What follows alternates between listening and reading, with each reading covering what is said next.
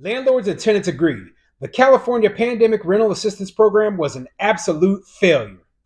I'm Tony, and this is Real Estate Investing and Landlord News.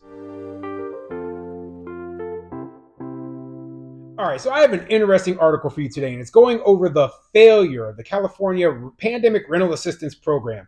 Obviously, I have covered this topic a lot, but now here we are after everything is ended, after the majority of the eviction moratoriums have finally come to an end, and now landlords and tenants are sitting here and they're reflecting on everything that happened, and they're like, hey, I got screwed. And this is not just coming from landlords. This is coming from tenants as well. It just was a complete mess of a program. They didn't implement it correctly. They did a lot of really, really dumb things with this rental assistance. Like they were sending checks directly to tenants. Now, what do you think a tenant's going to do when suddenly they're getting a check for thousands or tens of thousands of dollars, right? Do you think they're just going to hand that money over to the landlord? They're like, oh, well, here you go. No. They kept that money in so many cases. They kept that money, they pocketed it, and then they, went and, ghosted. Okay, you can't find it. And the state had no program put in place of checks and balances to make sure that the tenant actually used the money for the debt that was owed on the rent that was due. Okay, that's why so many landlords got screwed over. And I've told these stories before, but now this article I have today is going to highlight the fact. Okay, so before I get into the article, go ahead, hit the like and subscribe button, maybe leave a comment down below and let me know what you think. What do you think of, and I'm not just talking about California here. I'm talking about the rental assistance programs throughout the entire country. Now, even I had tenants who weren't able to pay rent, and I got some rental assistance money, but it took a long time, and it was a lot of bureaucratic nonsense that I had to jump through. Now, fortunately, I was made whole, okay? I was able to recover all of the money that I was owed, but not all landlords got as lucky as I did. So, you know what? I don't think that the rental assistance program is something that is a good thing. I just don't. I personally believe it would have been better if we had just been allowed to evict the tenants in our properties and, just continue on with the normal process. There's always going to be something. There's always going to be, financial collapses, unemployment, illness, etc. And it's not possible for the government to pay the rents of people who are going through bad times. It's just not. Okay. So anyway, let's get into this article because it's quite interesting. This article is coming from NBCLosAngeles.com, and it says, investigation. Tenants and landlords call the state's multi-billion-dollar rental assistance program a failure. It's estimated thousands of tenants and landlords never received the money they were promised, yet the contractor that's running the program is receiving millions. Yeah. They hired a contractor to distribute the money, and guess what? A lot of landlords and a lot of tenants never got the benefit of anything. So let's see what this article says. Teresa Glover had a rough year in 2020. The pandemic hit, she underwent open heart surgery, and she lost her job. It wasn't too awful long before I was dipping into my savings to pay my rent, and I wiped that out. And I maxed out all my credit cards trying to stay on top of my rent and stuff, said Glover. So the Ventura County tenant was relieved to learn about the state's Housing is Key program, a $5 billion fund set up during the pandemic to help struggling tenants like Glover pay rent. Landlords who weren't receiving rent could also apply for money. Glover was approved for $7,800 a year ago, but she said she hasn't received a dime and doesn't get any answers when asked about her money. So this is a case of a tenant who basically applied for the rental assistance, hasn't received anything, even though she got approved, right? But what's not mentioned when they talk about this tenant's story is, what about her landlord? Okay, what about her landlord? She was approved for $7,800, but that was a year ago. So basically, she has been accumulating more rent debt. I mean, maybe not. Maybe she's been paying her rent since then. Maybe the total balance of what she owes is $7,800, but regardless, right, the landlord is the one who's not being made whole.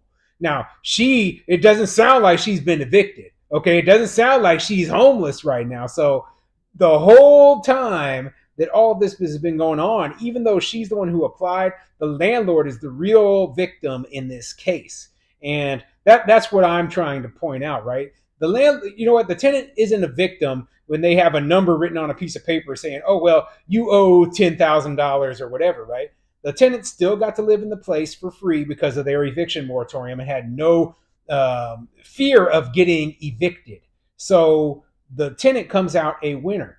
Normally, the tenant would have to pay their rent every single month, regardless of if you had a heart attack, because it said up here that the tenant underwent open heart surgery and she lost her job, right? Now, I'm not saying that she didn't lose her job because of the pandemic. We'll just assume that she lost her job because of the pandemic. But whether or not she had a job and if she had to undergo open heart surgery, she would have had to pay her rent. So, yeah, she is in a bad situation and she does owe money, but she did not lose her housing.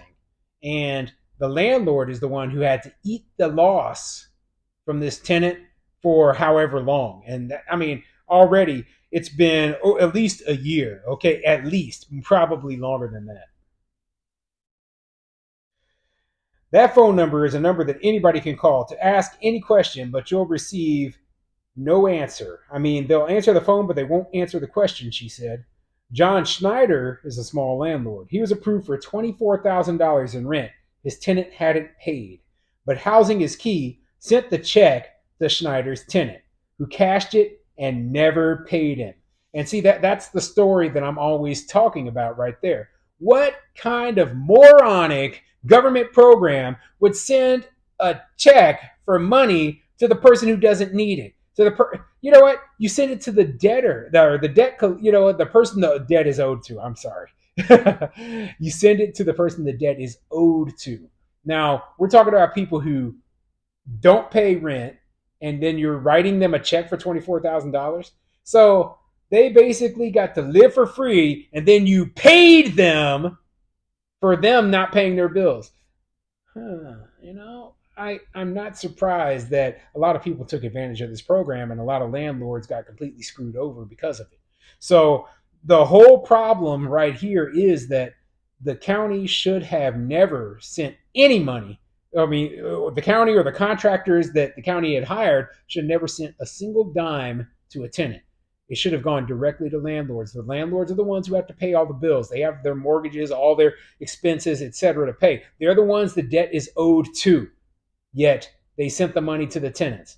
This is the kind of idiocy that a lot of these places, these more progressive places, they're like, oh, the tenant, we'll send them the money because they need to pay their bill.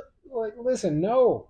You need to send it to the people. The whole point of rental assistance is to pay the rent, not to pay the tenant. Oh, man. This just, it boggles my mind that they ever thought that was a good idea. I've been hitting my head against the wall since then, trying to get anybody to do anything, says Schneider. He asked Housing is Key to fix its mistake a year ago, but he's received nothing. The last thing I think you do is give the money to the debtor and cross your fingers they'll do the right thing, said Schneider. The I-Team heard from several tenants and landlords who said they also qualified for money but never got any. Others are complaining online about Housing is Key. Some say if they don't get their money, they'll be homeless. So yeah, they're going against the contractor, right? And you know what? I'm not going to blame the contractor for this. Simply put, this is the fault of the government. This is a bureaucratic problem. They created the problem when they said landlords couldn't evict their tenants, and then they said, "Oh well, we'll make the landlords whole by, getting this." They threw a little nugget of rental assistance out there that all landlords did not qualify for, that all tenants did not qualify for, and basically there were landlords who ended up stuck with tenants who didn't pay them for years on end. So they created this problem, and then they put an administrator in place, this contractor who isn't doing everything correctly. And you know what they should be doing is going criminally after tenants who took that money and did not pay the landlords. They should be criminally pursuing that money because that's fraud. That, simply put, is fraud when a tenant takes that money that they were supposed to pay their landlord and then pockets it. So yeah, I'm not happy about this sort of thing. The biggest problem I have is with the government itself, because they are not pursuing criminal charges against those tenants, and they're not making the landlords whole for the money that is owed to them that they were promised. Oh man, there's so many problems with this story. And like I said, it doesn't benefit anybody when you do this sort of thing. They had good intentions. They were like, okay, we're going to help these people out after the pandemic. We're going to make sure that they don't become homeless. But then they kept extending those eviction moratoriums. They kept extending them and extending them longer and longer. Hey, I thought the Los Angeles eviction moratorium was still going on to this day. Here we are 3 years later. This stuff is still going on because people's financial problems, they never end. They never end, and that's the one thing that they just can't figure out. No matter what, there's always going to be another catastrophe around the corner, and we cannot extend these eviction protections and rental assistance forever. It costs too much, and we need to motivate people to get out there and get back into the workplace and pay their own bills.